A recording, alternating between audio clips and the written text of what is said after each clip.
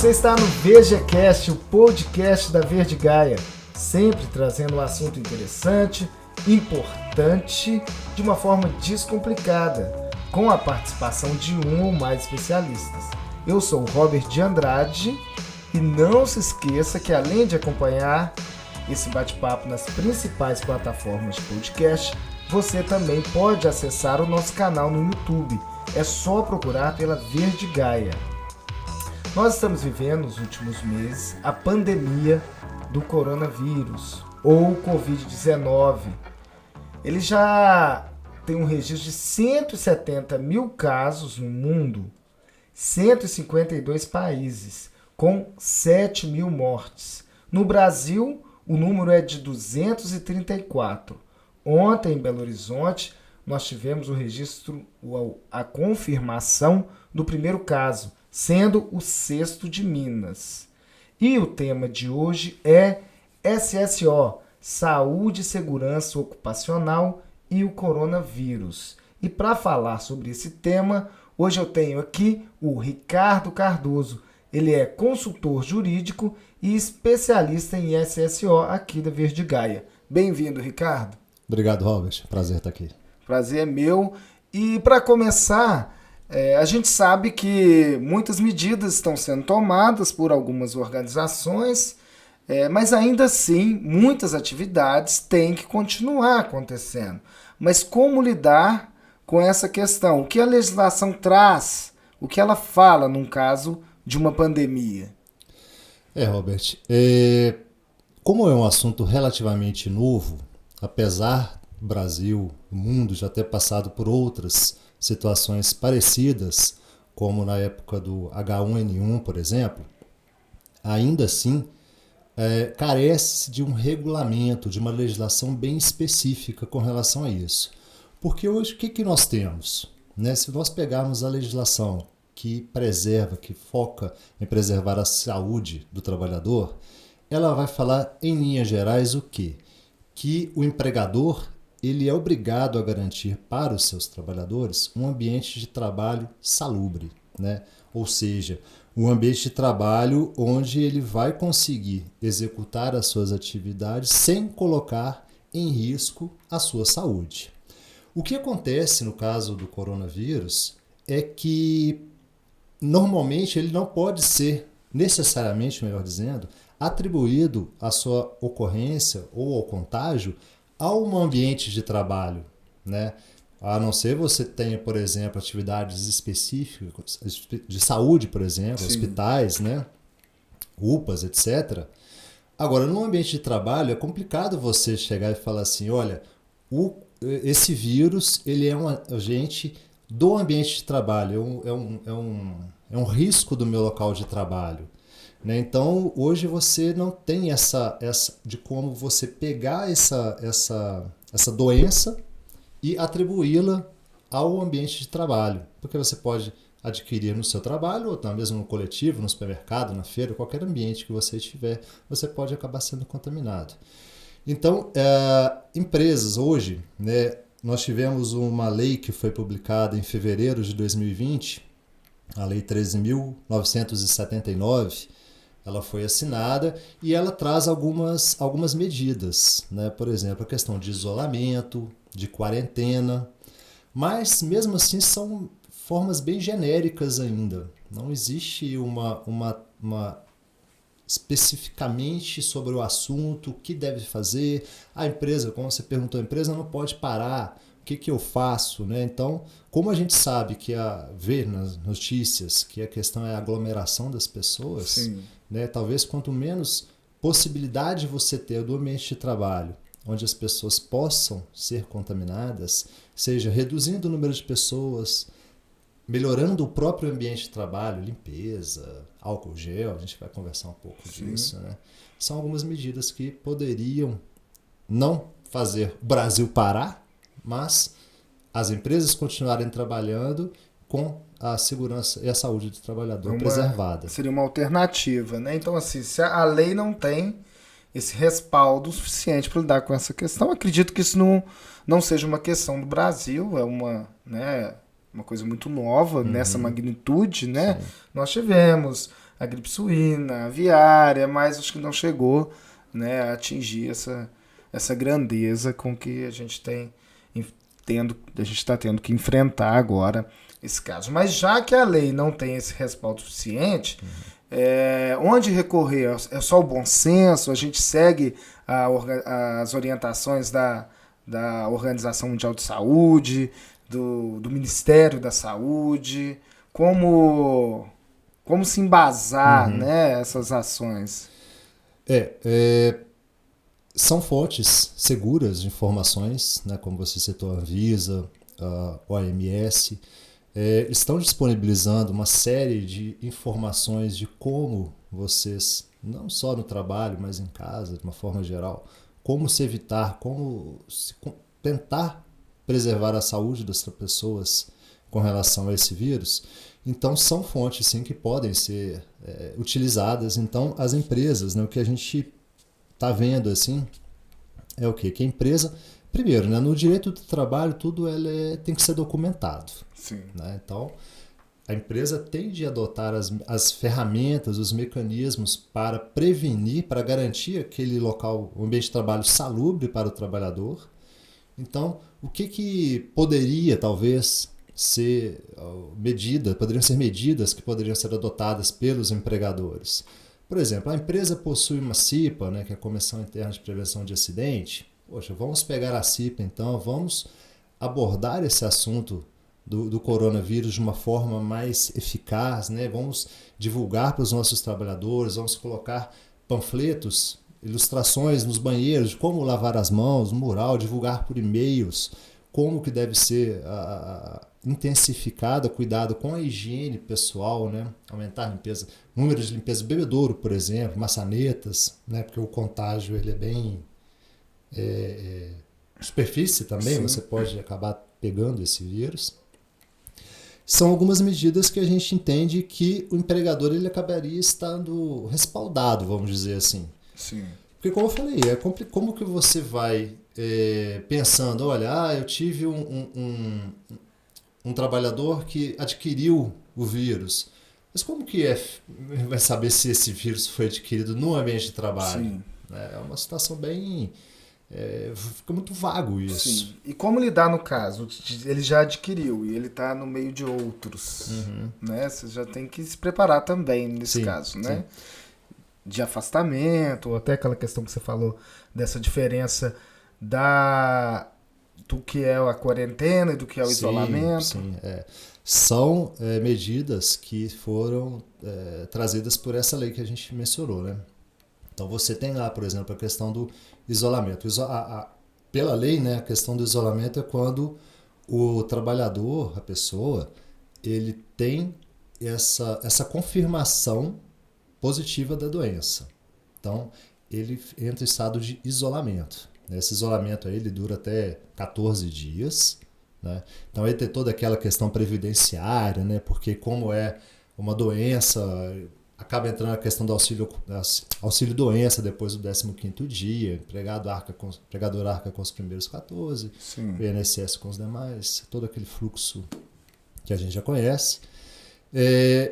Ou então a própria quarentena, que aí o empresário, ele já é uma outra medida que ele pode adotar também. Ele fala, eu vou colocar todos os meus trabalhadores em quarentena.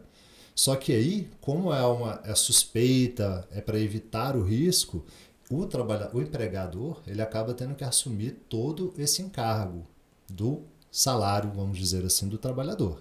Né? Não entra mais a questão do INSS, que se ele for ficar 40 dias em quarentena, o empregado... preventivamente o trabalhador tomaria essa ação. Isso. E no caso do home office, porque ele seria uma quarentena, mas ainda assim você tem atividade. A atividade continua, né? Ele estaria de quarentena, mas ele continuaria o trabalho. A gente tem visto... Na verdade, quando ele estaria em home office, nem seria uma quarentena, né? Porque ele não estaria afastado das atividades. Ele continuaria trabalhando. Essa nuance aí. Eu penso na quarentena porque no sentido de um isolamento, de um afastamento, né?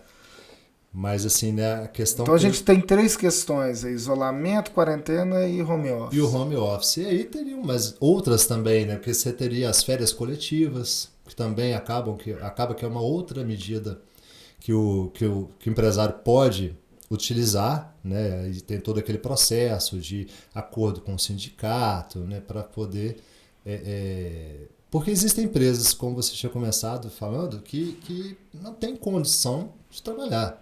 Seja por falta de, por exemplo, de matéria-prima que vem da China, Sim. né? Você tem os seus empregados ali, mas não tem matéria-prima. Então, não há necessidade, talvez, de colocá-los em quarentena, em home office, porque não tem jeito, mas não tem matéria-prima. Então, qual que é a opção do empresário? Conceder a férias coletivas para esses trabalhadores, né? E, por outro lado, a gente tem aquelas que não podem parar, os hospitais, né? Os hospitais, numa situação dessa, com certeza. Né? O hospital parar. E uma outra questão também é alternativas, né? A gente falou do home office, mas assim, da tecnologia. Como usar a tecnologia a nosso favor nesse caso? A gente teve aí o caso de várias universidades que suspenderam as aulas presenciais, migrando, de certa forma, para o EAD. Então ele está fazendo ele consegue manter, né? Algumas empresas, além de suspender viagens internacionais, até viagens internas, estão optando por utilizar videoconferência no caso de reuniões. Né? Então, assim, eu acho que hoje a gente tem algumas alternativas nesse caso. Né? A própria Verde Gaia, né? Na parte de consultoria e auditoria, a gente tem uma plataforma de consultoria online, onde a gente consegue fazer isso de forma remota, os treinamentos pelo EAD, o outsourcing para o monitoramento de leis. Então a gente tem visto também né, as empresas recorrendo a essas outras alternativas para continuar. Porque né, a gente não pode parar tudo. Né? Com certeza. A Verde Gaia hoje, né, tem essas plataformas mesmo digitais, né? E aí, pensando nisso, até aproveitando que você falou, às vezes o trabalhador está em quarentena ou está em home office, então com certeza acaba que limita um pouco das atividades dele para a empresa, digamos, diretamente, né? Às vezes ele não tem acesso a um sistema da empresa interno, não tem acesso à documentação, então acaba que ele fica um pouco travado ali nessa hora de ele de fazer um home office, ou de ficar de ser colocado em quarentena. E aí realmente, nessa hora, o empregado, ele tem essa possibilidade de, primeiro, né, melhorar um pouco, aprimorar os seus estudos. Sim. Então, seja nas plataformas EAD, como você falou que a Verde Gaia tem, e também a gente continua prestando nosso serviço. Então, temos aí sim a plataforma de consultoria online, onde conseguimos fazer até mesmo auditorias à distância. Então, se a pessoa consegue lá utilizar de uma forma de ter acesso à documentação e conseguir fazer todo esse processo junto com a Verde Gaia, a gente pode aproveitar esse momento para otimizar esses processos e continuar realmente aí, a empresa continua fazendo o seu processo normal, suas auditorias, suas consultorias, o trabalhador continua se capacitando, não, sem que isso seja também um impacto negativo por esse lado. Né? Porque além da questão do corona em si, né, da doença, o medo que tem se espalhado, a gente tem visto experiências de outros países que já estão num estado mais avançado, né, da pandemia. A gente, com o que você falou até agora, o que está prevalecendo é o bom senso.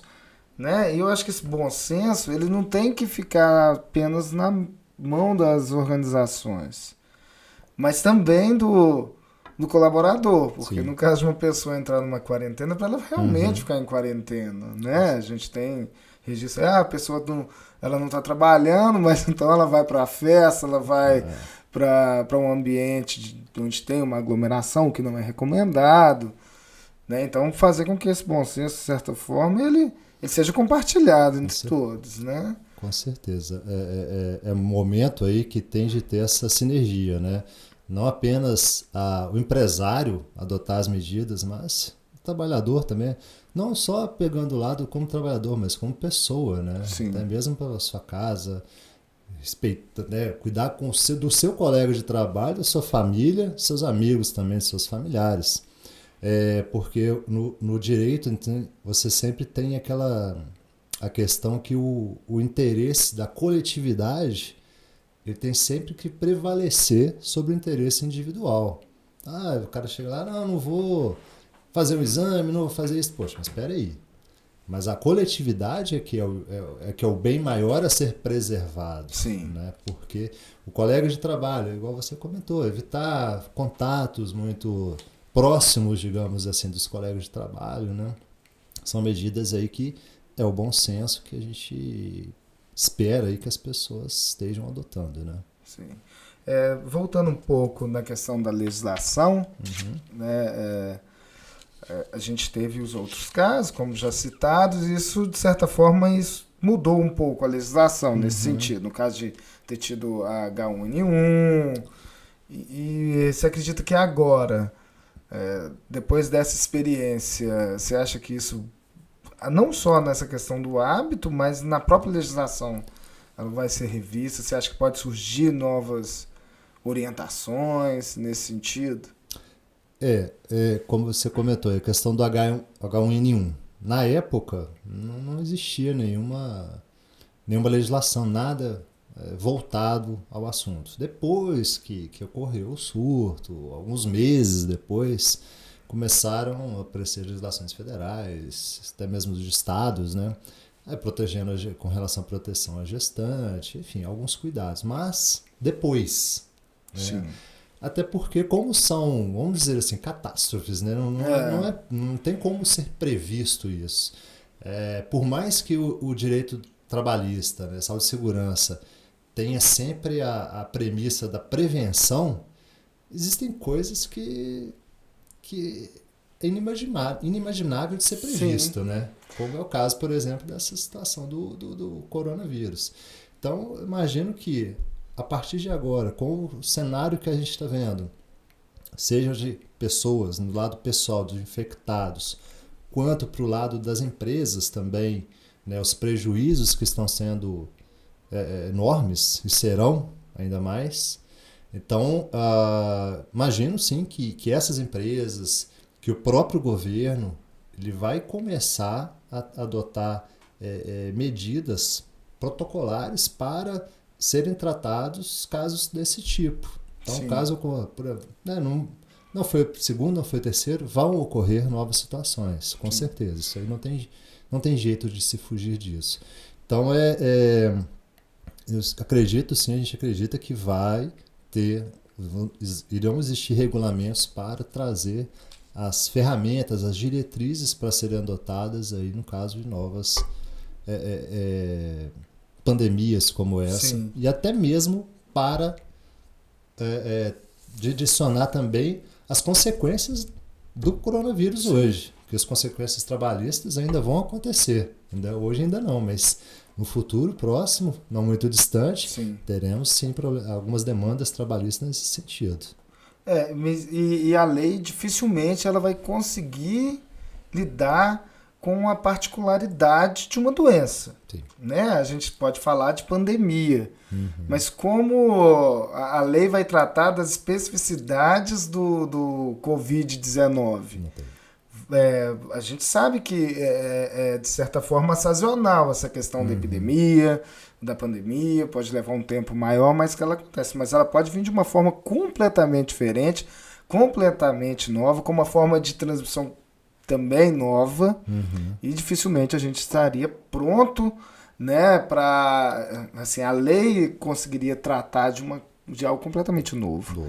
Né? Então, de certa forma, eu entendo, mas entendo que quanto mais você tiver um amparo nesse sentido, né, no caso de surtos, melhor, mas dificilmente ele vai ser específico. Eu não digo assim de uma forma específica, né? De uma forma mais genérica mesmo. Né? Por exemplo, hoje, na semana passada mesmo, a gente teve mudanças em algumas legislações trabalhistas, e aí entrou aquela questão do PGR, né? Que é o Programa de Gerenciamento de Riscos.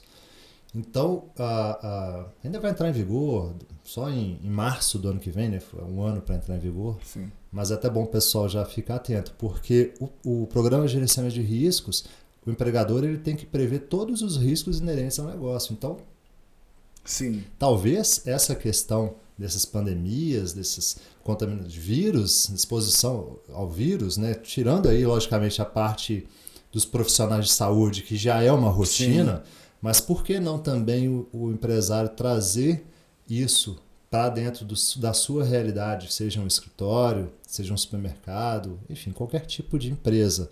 Já prevê isso e ele mesmo, independentemente de uma legislação, ele já tratar ali como que vai ser, internamente, como que a empresa vai tratar esse assunto, né? Quais são as medidas preventivas, o que vai ser feito se caso ocorra algum surto, alguma epidemia, alguma pandemia, alguma pessoa contaminada com uma doença contagiosa na empresa. Enfim, são itens que ficam, né, para o empresário, para o empregador, para as pessoas de saúde e segurança começarem a pensar mais, sair um pouco daquela rotina do que sempre está acostumado, que é sempre o risco que ele vê ali, mas eu começar a trazer também esses riscos que a princípio não são da rotina, né, ou inerentes àquele ambiente de trabalho. Joia. Ricardo, tem alguma coisa que você gostaria de acrescentar nesse nosso bate-papo? Ô Robert, eu acho que, como a gente comentou, né, como o assunto ele é muito, ainda está muito sem diretriz, né, sem regulamentação. Quando você pergunta sempre para o advogado sempre vai pensar na lei, né? Como sim, não tem uma legislação ainda tão específica nesse assunto, eu acho que vale a pena sempre reforçar a questão do bom senso, tanto do empresário quanto dos próprios trabalhadores, seja o empresário adotando o teletrabalho, home office, férias coletiva, redução do número de trabalhadores, né, para evitar aquela aglomeração, melhorar as condições do ambiente de trabalho com álcool gel, né, as orientações para os trabalhadores, evitar reunião em local muito fechado, etc. Sim. Algumas coisas nesse sentido. E no mais é isso, assim, vamos esperar o que pode vir aí para que nessas próximas, como a gente falou, né, vão ocorrer ainda, né? Mas que o Brasil, o mundo de uma forma geral, esteja mais prevenido e com diretrizes melhores aí para seguir nesses casos. Joia. Muito obrigado, Ricardo. Pessoal, não vamos esquecer das orientações do Ricardo, começando pelo bom senso, né? Vamos ver se a gente consegue parar aí a expansão dessa pandemia. E não deixe de acompanhar, né, a Verde Gaia pelas redes sociais. A gente sempre trazendo um assunto aqui importante para vocês. Muito obrigado.